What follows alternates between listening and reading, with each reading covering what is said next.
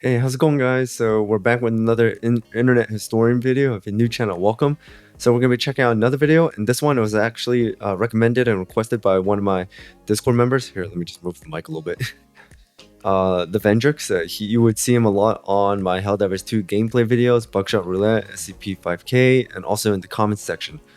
And he recommended that I check out this video called "The Cost of Concordia." So just by I did a little bit of just like asking around here and there without any spoilers. The only thing I gathered up was this is not about a video game, because the last two videos that I saw by the internet historian were the only two videos I've seen by him were video games related, Fallout 76 and also and then No Man's Sky. But this one is, from what I've been told, is actually related to some sort of event. Like tragic event or something. So that's all I know. So I don't know what else to say, and I'm just interested in seeing what's gonna be shown in the video, because Internet Historian has been doing an amazing job at like animation, art, and also just telling us everything we need to know. So without anything else, let's just jump right into it.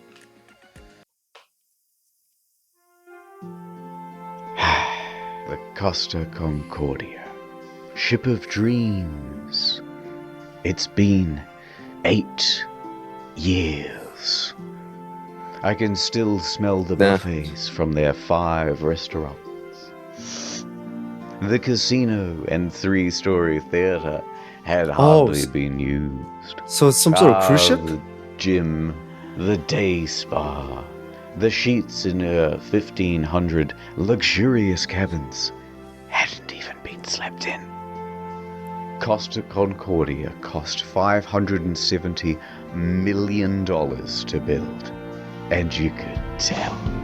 You could really tell. Costa Concordia. Okay, so it's a cruise ship.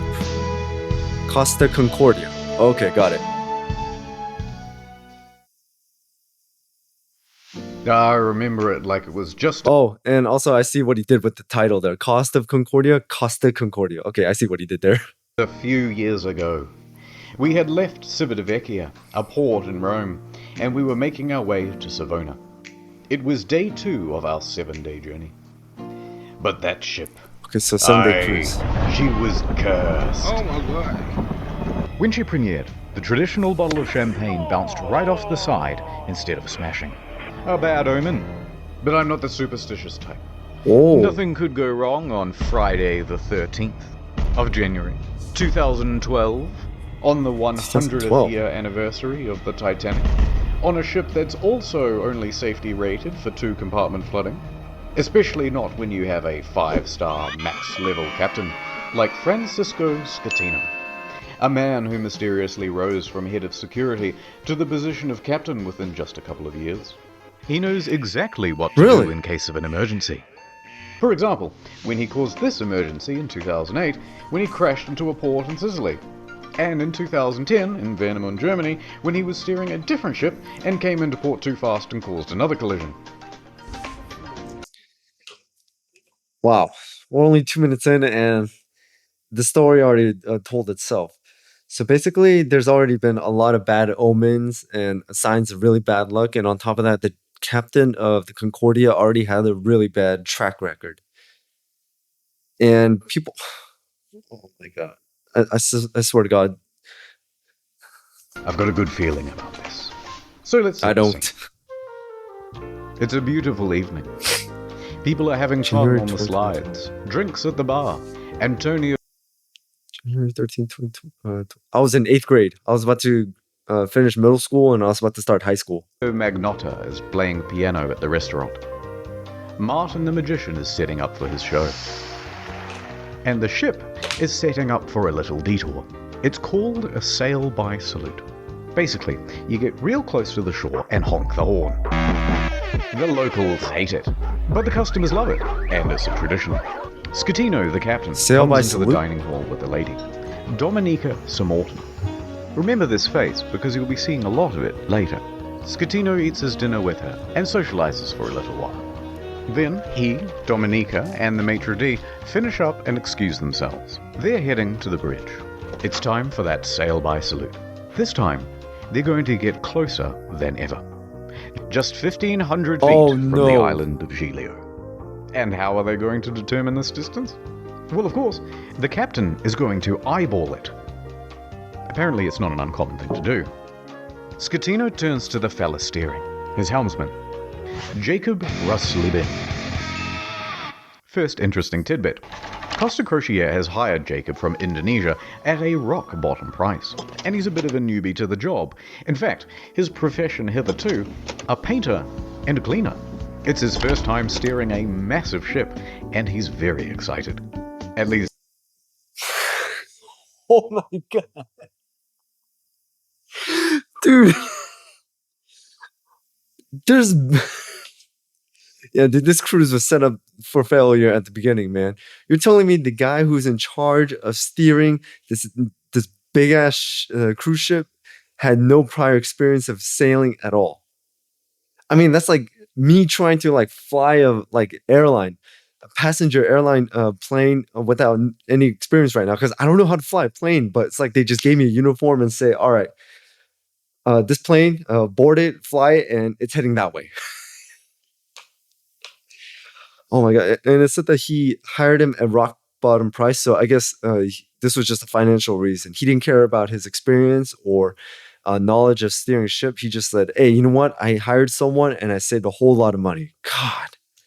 we think he is. It's hard to tell because he doesn't speak English or Italian very well at all. Off to a good start. The second in command orders the helmsman to 290.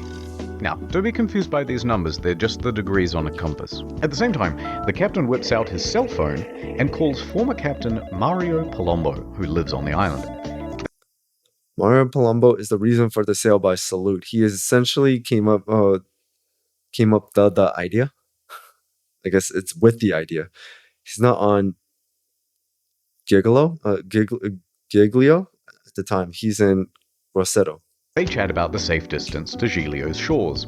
It's all very casual. Giglio, my bad. Anyway, Mario says that the safe distance is between 0.3 and 0.4 miles from shore. The captain is going all in.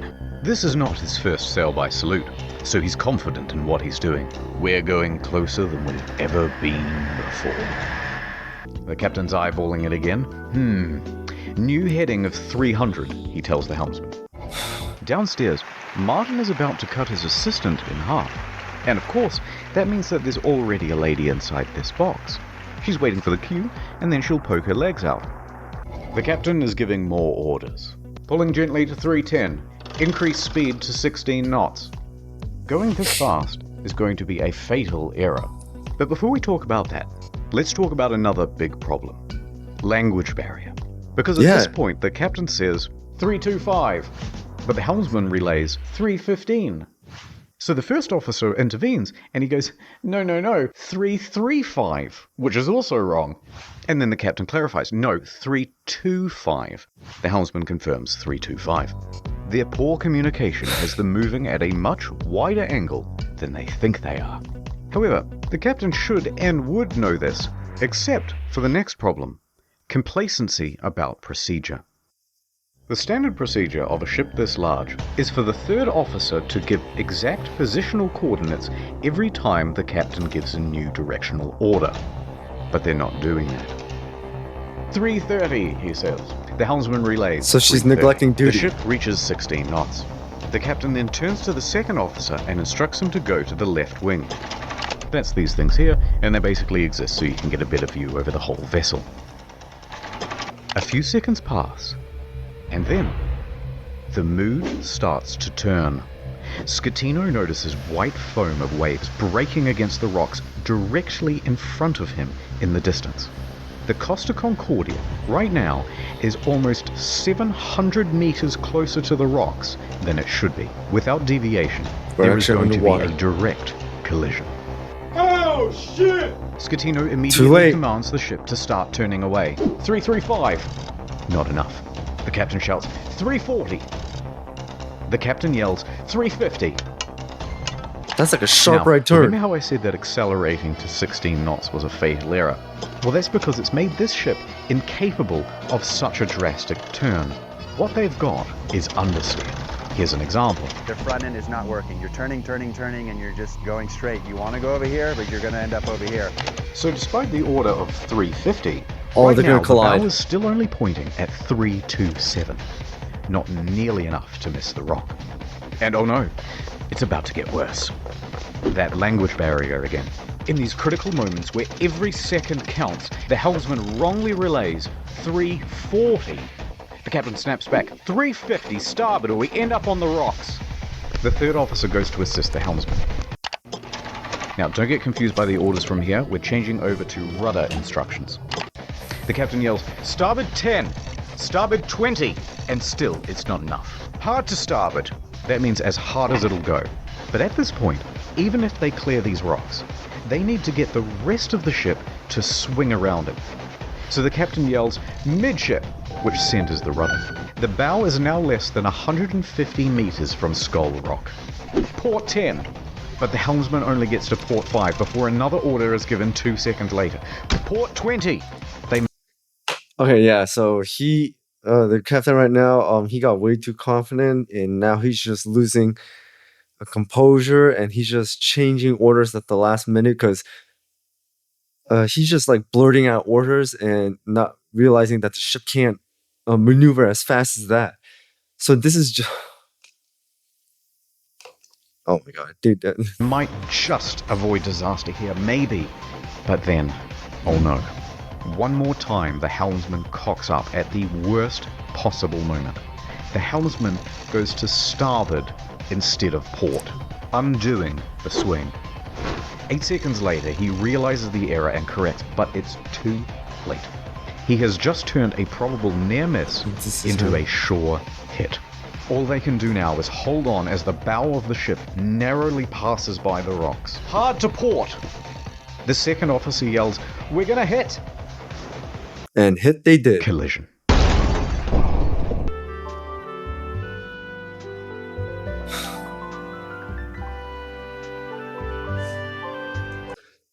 By the way, I'm sorry for pausing right now, guys, but I just want to say this before, in case I forget. The fact that it showed earlier that the captain was from security and he rose from security all the way to captain that fast, I'm willing to bet that it's several reasons. Either he has someone in his family that's wealthy and influential, or maybe he bribed someone to like climb up the ranks, or things like that. Just the usual corruption. Olive oil, spaghetti, and wine.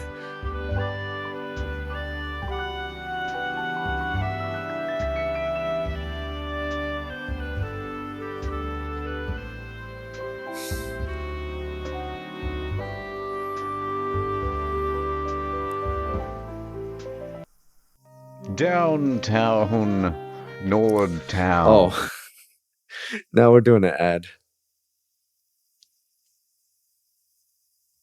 Okay, right here.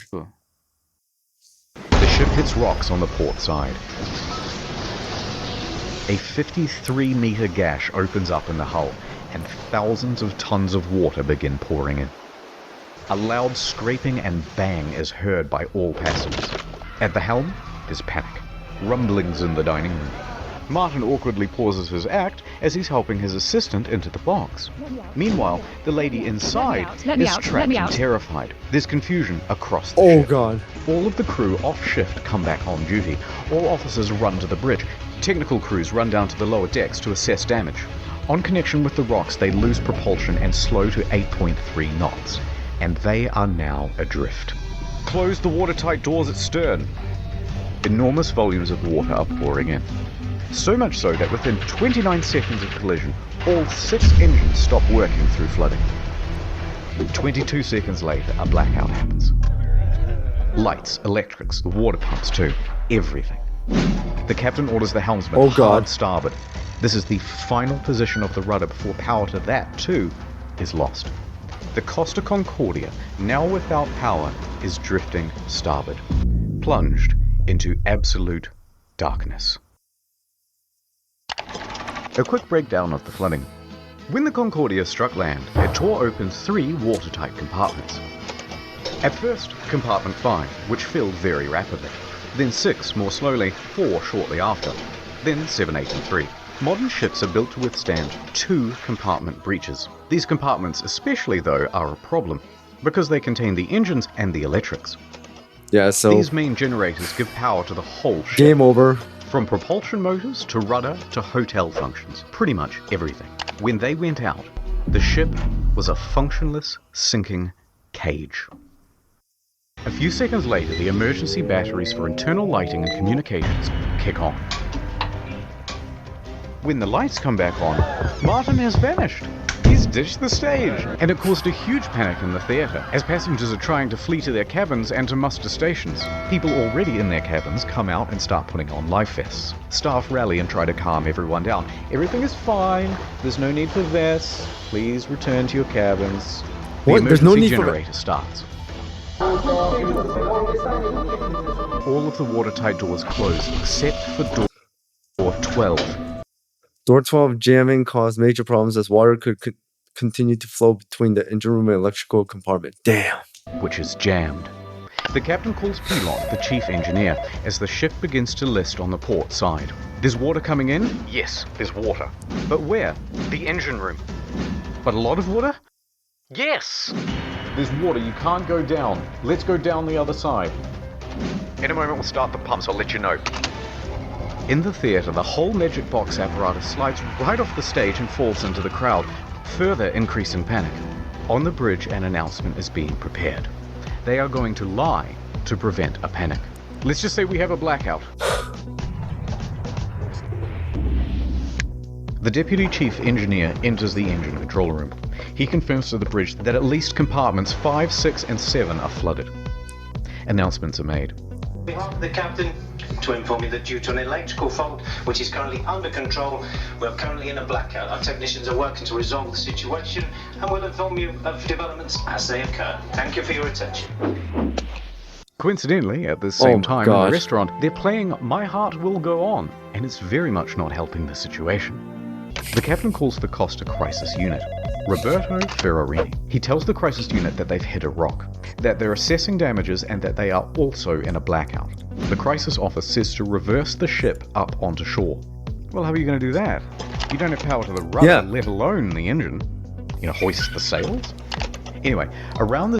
I mean, at that point, if your engines and all that is gone and it's just a lifeless and immovable boat, best thing you could do is just like tell everyone on board to grab a paddle and start paddling.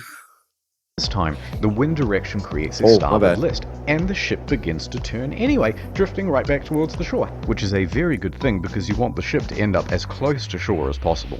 Okay, good. A panicked passenger senses that something is off.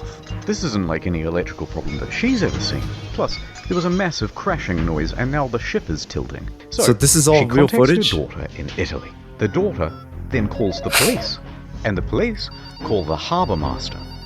While that goes on, a conversation between Pilon and Ambrosio. The diesel is not starting. The captain asks the engine room, but where have we made contact? Thinking that the incoming water can be reduced. Captain, here everything is lost. The electrical panel, everything. They're saying at this point that the ship is going down.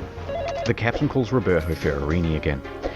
Actually, 2 compartments have been flooded, but don't worry, the ship's stability isn't in danger. Dude, he's just Wrong. lying. Passengers begin going to muster stations on their own initiative. The cruise director says, "We have a lot of people at muster stations that I do not want to fall overboard. Do we make an announcement to tell them to go to the lounges?" Bozio says, "I think that's best." The harbour master from Livorno calls the ship. The captain tells them that we just have a blackout. How long has this blackout been going on? About 20 minutes. Have you asked passengers to put on life vests? It's just a blackout. I gotta go. The harbour master is suspicious. He says to his superiors that he thinks something more is going on. He calls a patrol boat to the area and asks them to look at the ship. Another problem. The fan on the emergency diesel generator isn't working properly. Pilon manually has to turn the thing on and off with a screwdriver so that it doesn't overheat and cause a fire. The captain is on the phone to the lower decks, asking pointless questions, like, is it still flooded? Yes it is. The captain is essentially in denial of the situation. The harbour master calls again. Finally, he says, the ship is taking on water through an opening in the left side and the ship is listing. He qualifies with, no one dead or injured. The harbour master asks if he needs help. Just a tugboat? When in reality, they need a full rescue. With 3 compartments. Okay. Yeah, the fact that the captain rose through the ranks so fast, like just in a few years, he has no experience or no like proper training of any kind.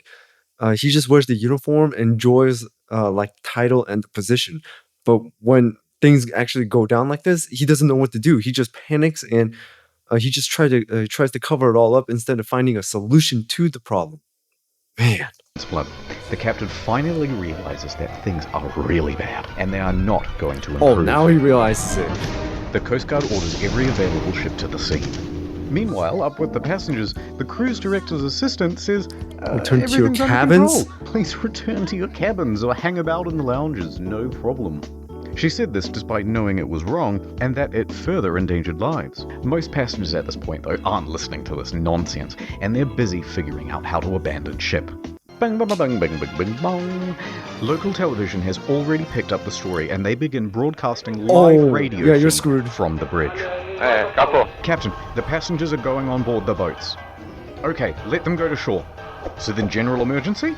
Wait, let me talk to Ferrarini. We risk the emergency generators that do not have cooling.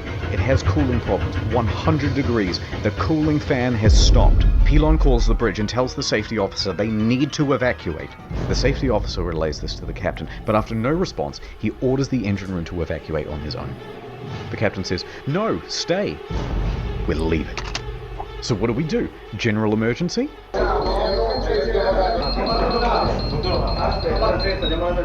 The captain tells Ferrarini that he's covering it up? ship. Abandoned ship. Another announcement is made. Ladies and gentlemen, your attention please. The situation is under control. Please remain calm. But at this time, proceed to your muster station. They're located outside on deck 4. The Livorno Coast Guard calls again. They're way The ahead of captain declares ahead of distress. The Coast Guard officially calls for rescue operations. They contact Pietro Mille, the helicopter base commander, who then calls in every available pilot as he rushes down to the helicopter base. Pilon shuts down the emergency generator for the final time. The first rescue vessel arrives. By this point, the lifeboats are already going. Luckily, the ship is very close to shore. Okay, Perhaps thank God. too close to shore. The ship forcefully runs aground, creating an uneven center of gravity, and it begins heavily listing starboard. The captain issues a general emergency on board. The announcement to abandon ship is finally called and alarms ring out, and with that comes panic.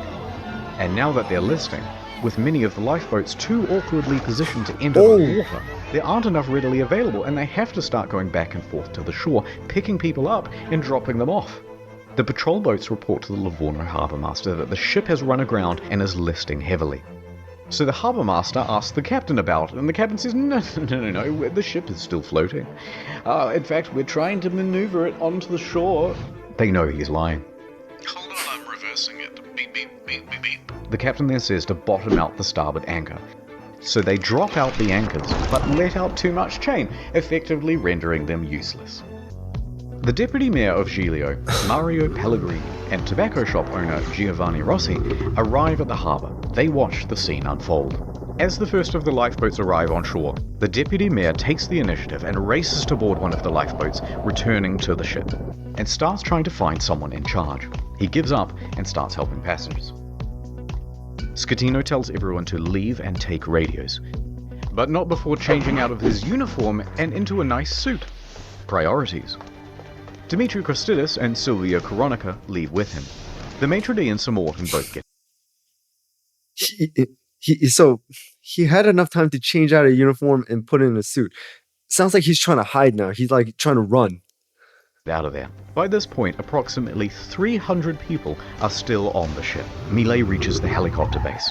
The first helicopter, a slow-moving Augusta Bell, was already rising from the tarmac for the hour-long flight south. Hour-long, Bozio dude. is the last crew member left on the bridge, coordinating evacuation. He then leaves to help passengers board lifeboats. The bridge is now abandoned. And then, the ship's black box stops working. Apparently there were technical problems with it. That means, from here, things are going to get a little foggy in detail. A while later, rescue helicopters arrive, but they're struggling to find the ship because they're expecting it to still be well above water. Passengers are scaling down the port side by ladder as lifeboats return to pick them up. Dude, the fact that they're now crawling down like that, oh my god, dude, that ship is tilted. This is Titanic 2.0. Scaling down the port side by ladder as lifeboats return to pick them up. This is no joke. Oh my goodness. It was no joke, mi amor.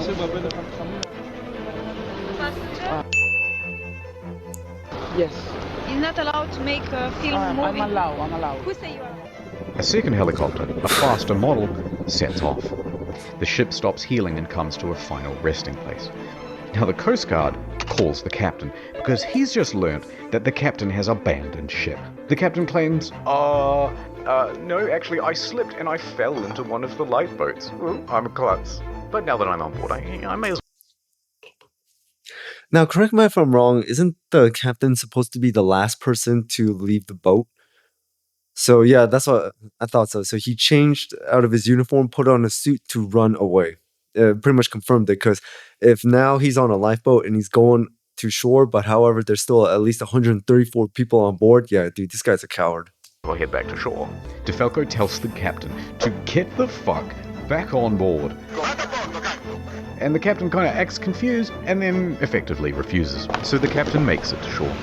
From here, we only have mainstream news reports to rely on, so it's not going to be super accurate. But they say that Giglio's police chief then finds 110 survivors on the rocks at Point Gabbianara. And among them is the captain. It's not known whether the captain helped anyone while he was there, and in fact, the police chief claimed that he just sat on the rocks and watched other people do the rescuing. Dude! A while later, a rescue boat picks up the captain and takes him to the harbour. He speaks to the police. He then finds the ship's onboard chaplain, Father Rafael Molina, and cries to him for about 15 minutes. Then he goes to the harbour master's office to receive probably the biggest dressing down of his entire life. Port authorities ask the taxi driver to take the captain back to his hotel. The captain takes the 30-second cab ride to the Bahamas hotel. According to the cabbie, he was beaten like a dog. He was cold and afraid. He only asked me where he could buy a pair of fresh socks. But then he perked right up again and gave an interview to a news crew. He told them that he was the last to leave. The captain Bullshit. is usually the last to abandon ship. What happened, Captain? We were the last to leave the ship. All day Saturday, rescuers search for people on the ship. On Sunday morning, a South Korean couple is found in their cabin, safe but shivering. They had slept through the crash and woke up unable to exit their cabin. The last survivor, Manrico Giampandroni, was found with a broken leg. He was the cabin's service director. Oh, In the end, man. 32 people died. The final body wasn't discovered until... Wait. In the end, 30... Right there, 30. He said 32, but 33, including a salvage worker who died in an accident on the ship 2 years later during the recovery. Oh. 2 people died. The final body wasn't discovered until nearly 3 years later. A crew member, Russell Rebello, and it's believed that he died a hero helping passengers off the ship. The Costa Concordia was the largest cruise ship disaster since the Titanic. And then there's the ship. This is what happens to a 110,000-ton cruise liner when it's left half rolled over in the ocean.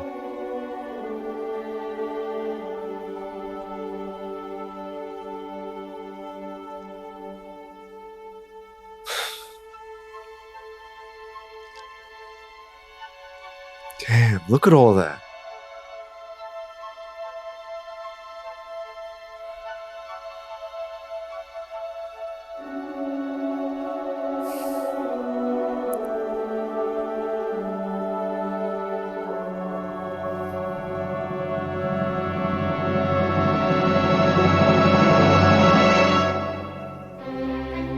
But this isn't the end.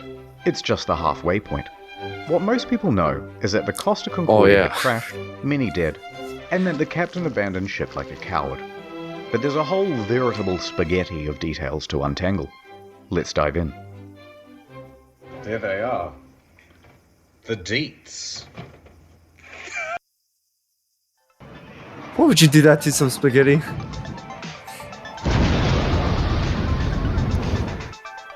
Looting. Oh. Don't tell me the scavengers went on board. The Costa Concordia was more than just a floating resort. There's a mall, a casino, cha-ching, cha-ching. This iron chest was full of safes and cash registers and expensive fittings. And there were plenty of gamers prepared to sneak by authorities and try their luck in the hot zone. Of course. Within days, police divers reported that valuable items, once seen lying around the ship, were now missing. High-end liquor, expensive furniture, dining sets, cash from the casino, cash registers, jewelry and display cabinets, safes, Japanese woodblock prints by famous 18th century artists, as well as the iconic bell, which hung from the bridge of the ship. It was never found.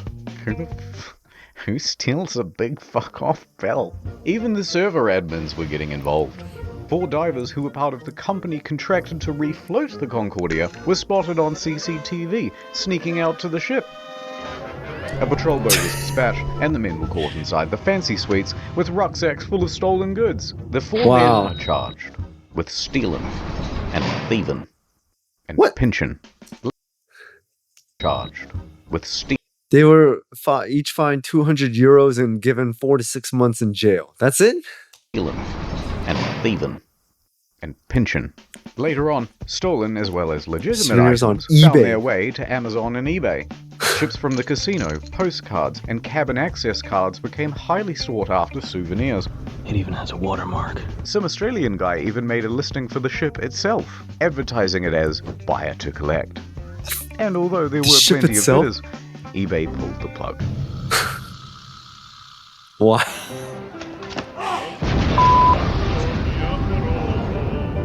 The relationship. I know you want to see Scatino go to jail, and we'll get to that. But first, we have to talk about someone else. Dominika. Here we go. That was a close one. There was speculation that she was on the bridge that evening because she was the captain's mistress. Shoulda known. Intense media speculation reports that her presence distracted the captain. They both denied their love for years and maintained that they were just friends. Although she did later admit to the media that she found him handsome. And how could you not? You so fucking precious when you smile. But she says there was no romantic link between them. Some people would like to believe, they want to know I have something with him. It's more interesting. It's like, you know, some spicy in the story. Miss Morton also loved the spotlight, however. Everyone! Oh no! Of course. And took several interviews. But as the pressure mounted, she just wants the attention. She began making ominous threats to Scatino, saying he must confess, and that you have but 1 week to come clean. But things from here get weird. Spicy. Sir Morton is a bit of a wild card.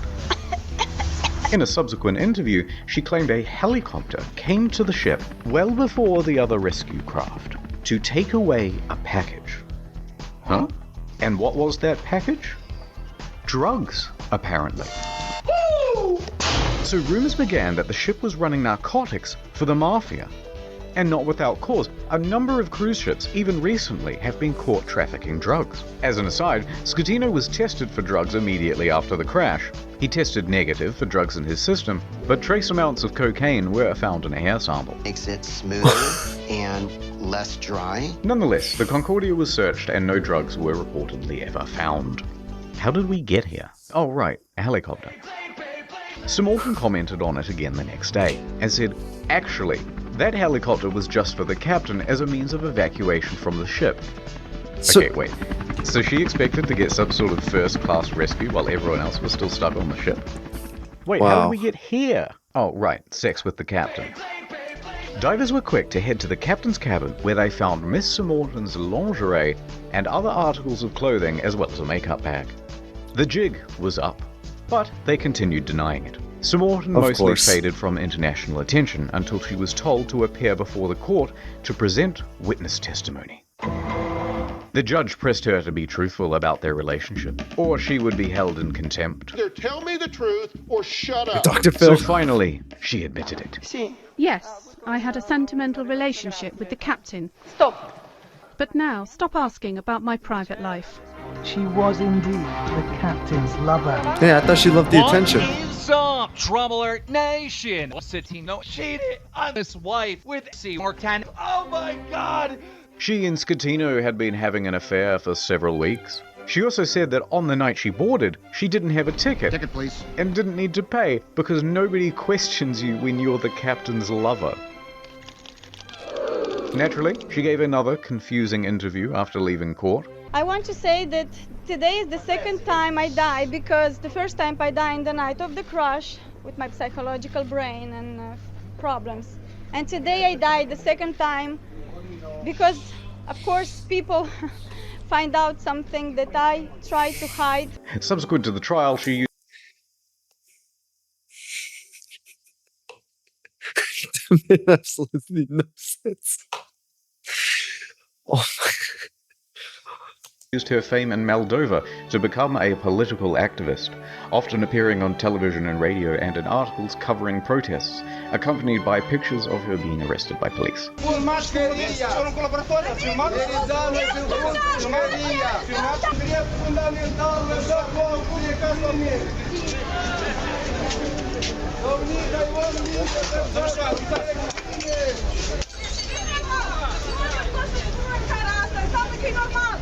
It was some stuff about victims of violence, women's rights, girl power, yada yada yada, and interestingly, part of a push to block the sale of shares of Moldova's train network to Russia. Sure. Other than that, I don't really know what she's been up to. Let me just check on her She has an Instagram? God, not again.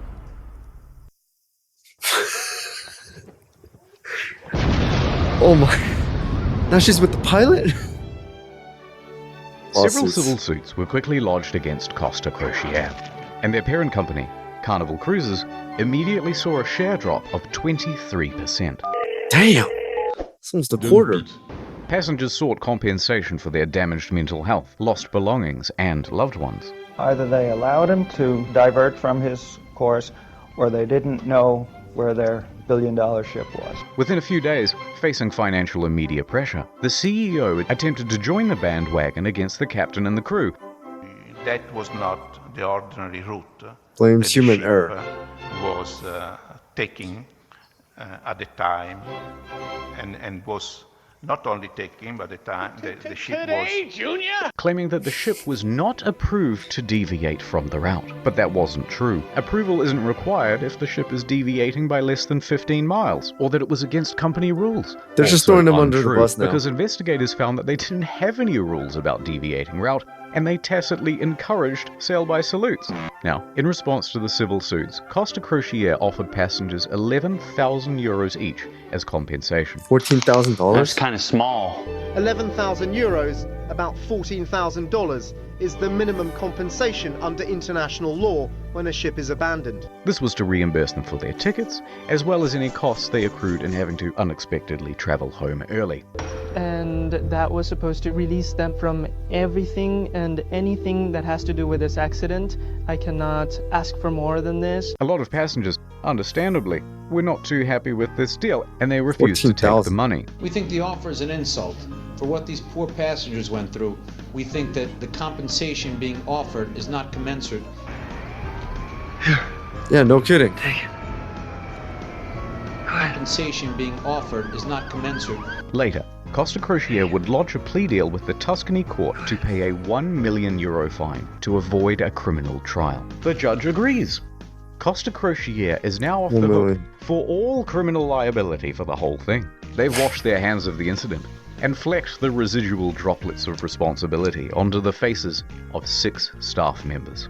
Passengers and relatives of the dead are livid that the company has been able to avoid criminal responsibility. Offered is not commensurate. Civil suits against the company continue.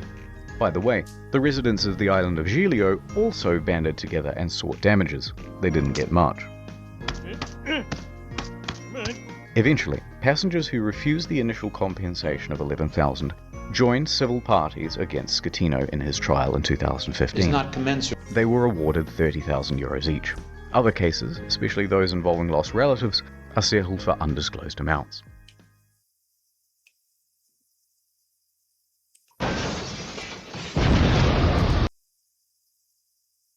Oh, sorry guys, I thought someone was at the door. Scams. New York attorney Peter Renee traveled to Budapest to represent 6 real survivors of the disaster. At Renee, we personally work. Don't tell me right now there's people impersonating survivors to like get compensation, and also like there's businesses, like legal businesses that are just acting like they're legit and trying to get money. Dude, I swear to God, there's always like people when an accident or something like a disaster happens, the first thing people will do is not like trying to make sure like the victims are all right, but find more profitable opportunities from that disaster. Work on every case. And we'll work harder than anyone to get you the most money possible in the shortest amount of time. And while on the job, a 7th case cropped up via email. An elderly woman, Alona, said, "Help me, Mr. Ronai, for I have lost my daughter, Eva, and my 5-year-old granddaughter, Roxana." So Mr. Renai agreed to speak with her. However, there were some inconsistencies in her story. Neither Eva nor Roxana were on the passenger list. Odd, but Costa is known for having stowaways. Gotcha, bitch! Still, Mr. Renai was suspicious. They wouldn't cheaty old Petey, would they? So impersonating... Renai inquired further about why she was on board, especially without a ticket. Ilona said, "Well, I don't know, but you should ask her boyfriend. Zolt Horvath. He'll know all the details." "I'm up all night. I'm going crazy," he said. But Mr. Renai was still suspicious. Because then she asked, "How much money do you think this is worth?" There's the smoking gun. "This is a huge red flag, Petey. In 20 years of doing this, you've never had anyone ask about money. Why now?" So Mr. Renai hired an investigator and sent photos around of the missing girl. The next day, the phone rang. Ahoy hoy, it was the boyfriend again. "Look, there's been a bit of a misunderstanding and the child isn't missing at all." "Uh-huh." And then he claimed he was confused because he had done too many drugs the night before. "Oh. Okay, can I speak to the daughter then?" At first, he was refused. So Renai said that he'd have to file a missing persons report to the police if he couldn't. The boyfriend relented. That night, Renai met with Zolt and brought the police with him. He speaks to the granddaughter and asks her if she's seen Mum. "Yeah, I saw her today." "Oh, really?" "Yeah, we went to the park today and we went on the swings." Oh no, the jig was up. So the mum walks into the room sheepishly. "It's a miracle!" And the story changed again. "Okay, I'm not dead, but I did injure my leg when I jumped from the ship. And then I immediately flew back to Budapest. Although don't worry about checking my leg because there are no visible marks or injuries." "Oh, Petey, I'm beginning to think they weren't even on the boat." Also, it turns out this lady isn't her mum, it's just a neighbor. Eventually, Renee managed to make the pair confess. And then they said, "Hey, we haven't done anything wrong. We haven't taken any money." And in the end, it looks like there'll be no criminal punishment for the scam, because Hungary, a former communist country, has no laws against insurance fraud on the books. The law firm that never sleeps, call 1-800-664-7. Oh, that's a bad idea. Oh, that's a very bad idea.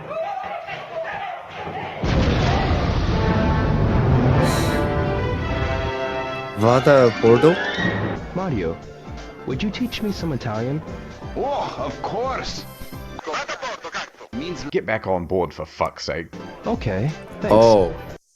Gregorio De Felco, the naval officer who shouted at Scatino to "Vada a bordo caso," became a bit of a national hero overnight in Italy. He, like the rest of the world, expected Scatino to go down with the ship.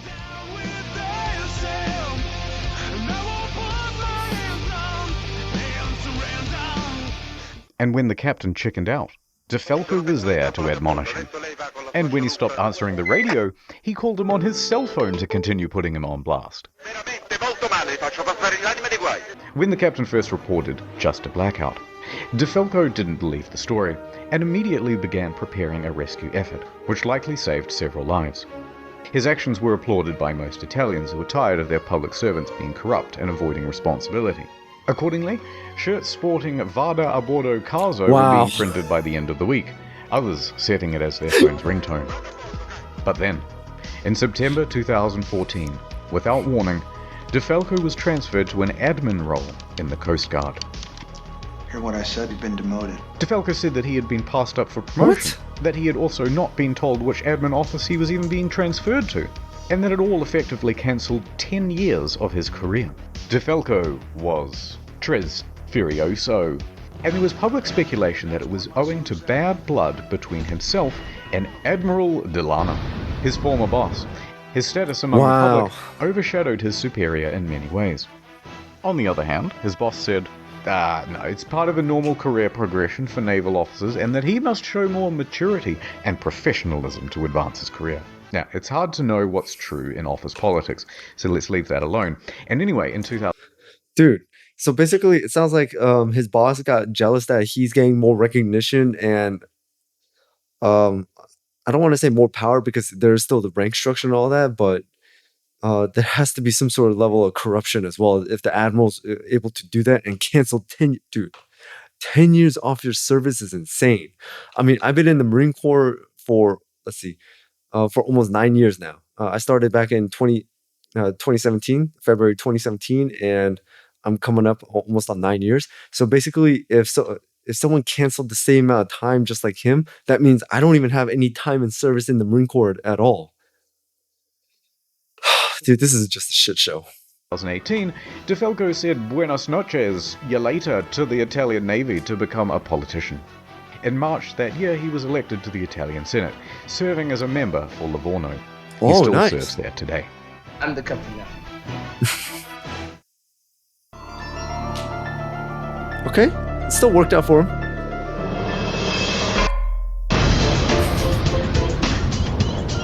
Jail time. Here we go. The day after the disaster, Scatino was taken into custody by police and underwent questioning. However, it was clear that this would not be a straightforward investigation. So the judge released him under house arrest at his home in Sorrento, a town in Napoli. By July of that year, the house arrest was relaxed and he was allowed within this general area. While under house arrest, he wrote a book with this journalist from Rai magazine. I have no idea what it says, I don't speak Italian. But goddammit, he must have some kind of charisma going on, because there's been a lot of speculation in the press that he had an affair with her as well. You can't get away with it! Hold on, I got it. I mean, the fact that we just see like every other woman that he's with besides his wife is insane. Okay. Not content with abandoning his ship, this dude is determined to abandon his wife as well. Yeah. So, Scatino and 5 others are facing criminal charges. Straight away, everyone lodges a plea bargain with the court, and all of those plea bargains are accepted, except for Scatino's. And the condition of everyone's reduced sentences are that they must provide witness testimony against Scatino. He touched me. Ciro, Jacob, and Silvia were all given suspended sentences. Roberto and Manrico are able to opt for community service or house arrest. Not a bad deal. A good deal. A good deal. And that meant that Scatino was now all on his own. Ciro, the first officer, was... He abandoned the ship, now his crew and staff abandoned him. What do you know? Came right back at him. The first to give his testimony. On the witness stand, he claimed that Scatino was distracted by his mistress and other guests on the bridge. Oh my God. That there was confusion over who was in command. Then it was Jacob's turn. And he said, Lamau XD, because he didn't actually bother with his testimony or his reduced sentence. He just fled the country. It took authorities 12 months to eventually track him down on the outskirts of Jakarta. And when they said, oi, we still want that witness testimony, he just scalped again. And he hasn't been found since. After that, Ferrarini gave his testimony, then look, we don't have time to relitigate the whole trial, so let's just go straight to the verdict. Guilty! Scatino was found guilty of multiple manslaughter, causing a shipwreck, abandoning ship, and lying to authorities. He is sentenced to 16 years and 1 month in prison. That's it? But wait, there's still the appeals. Dude, I know there's people... Oh my God. I thought he was going to get life because, I mean, those are multiple charges. I mean, there's like people who do like robbery, just like one count of like armed robbery, and they're serving like 12 to 13 years. The appeals trial begins. And the verdict on the appeal Surprise! Rejected! So Scatino's lawyers appealed again. And the verdict on the final appeal? Scatino made 2017. multiple attempts to secure a I just plea deal, but graduated was from boot denied by camp. the prosecution each time. The prosecution called for Scatino to be sentenced to 26 years in prison, calling the incident a Titanic affair. Oh, okay, I see what you did there. Scatino was not present. His lawyers stated that he was waiting outside of the jail for the ruling, so that if his plea was rejected, he could immediately start serving his sentence. And with that, 5 years and 4 months after the disaster, he was finally in a cell. I will not be making any comment. Refloating the Concordia. So they're trying to salvage it?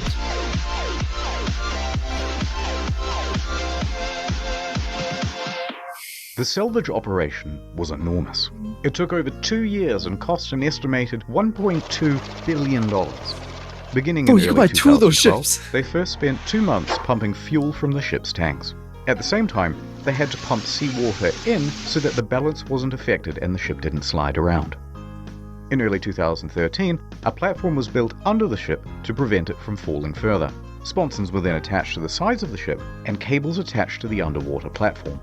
The sponsons were then dragged underwater and opened up to allow the ocean to fill them. The ship could then roll over properly. By late 2013, the ship was upright once more. The sponsons were then attached to the side of the ship to help keep it balanced. It now rested partially above water and crews could walk around safely. By July 2014, the water was removed from the sponsons and compressed air was pumped in to lift the ship. And she was ready to cruise again. This time to a port in Genoa. It was a 4-day towing journey to the docks where a 2-year process of dismantling and recycling would begin. God damn. That same weekend of the towing, Scatino was busy. He was the guest of honor at a white party on an island in the Bay of Naples. He appeared on the front page of a local newspaper, flanked by 2 of Italy's most eligible bachelorettes.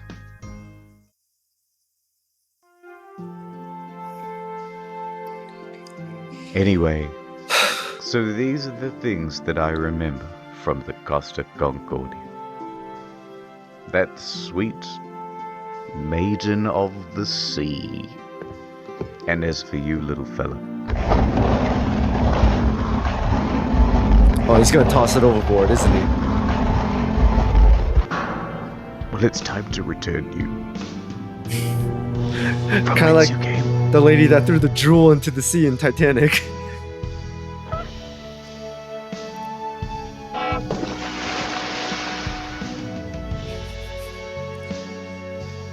Six quick things. 1. NordVPN, good product, check them out. Number 2, there's a new video on the second channel. You probably didn't see it because it was temporarily restricted. Now it's not. Enjoy. 3. If you've never seen the second channel before, give it a go. It's a different type of content, but we put a lot of production into it. It's not just offcuts. 4. There are I'll a take a couple look of into it, secret actually. channels as well, but I ain't telling you where they are. 5. No more 45-minute videos on the main channel. Back to 10 to 15 minutes and more of them. 6. There's a Q&A coming out next week on incognito mode. It's got a ton of detail that we had to cut for the sake of brevity and will no doubt feature a ton of corrections as well. That's it. Thank you. Spicy. Bro, I don't even know where to begin. I mean, it was just insane.